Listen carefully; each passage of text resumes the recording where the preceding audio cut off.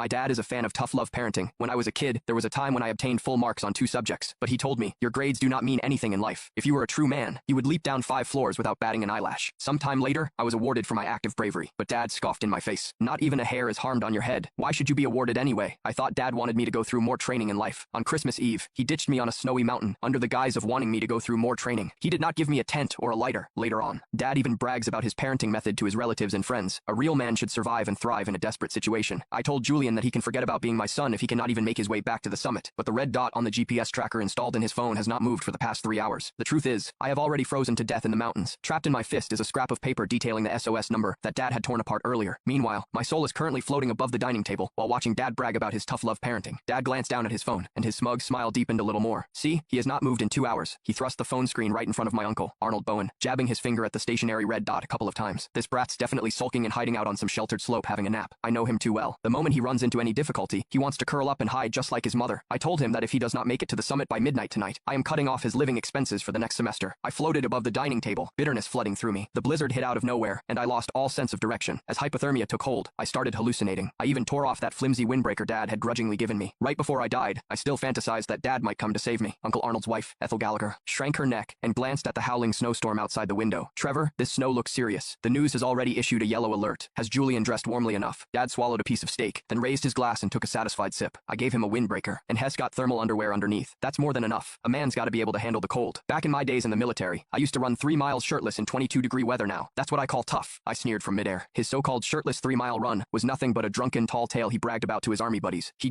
turned his own drunken fantasies into truth, and then mercilessly imposed them on me. But Dad, I was already stone cold dead. I floated right in front of Dad. I wanted to tell him that I had tried my hardest, that I had wanted to keep climbing, but my lungs felt like they were exploding, each breath like swallowing knives. My legs had gone numb long ago, all because of the single-layer hiking boots he forced me to wear to toughen up my will. I screamed right in his face, Dad, I am cold, so cold. After muttering something under his breath, he picked up his phone and held down the voice message button. Julian, quit playing dead. I see your location has not moved. Are you staging a sit and protest against me? Well, let me tell you, it will not work. If you are not at the summit by midnight tonight, do not even think about going back to that crappy college of yours. You can go work on a construction site instead. His finger lifted, and the message was sent. I stared at that familiar chat window. The last message was still the one I sent him 3 hours ago. Dad, I cannot breathe. Is the medicine in your bag? I think I forgot to bring it. His reply was, medicine. I already threw it away. That stuff's a crutch for the weak. Just tough it out. It will pass. In that moment, I fell into utter despair. I kept climbing in the snow until the last trace of warmth drained from my body now, floating in midair. I stared at the face of the man I had called Dad for 20 years. Suddenly, he felt like a complete stranger. This was my dad. To him, my life was worth less than a plate of appetizers.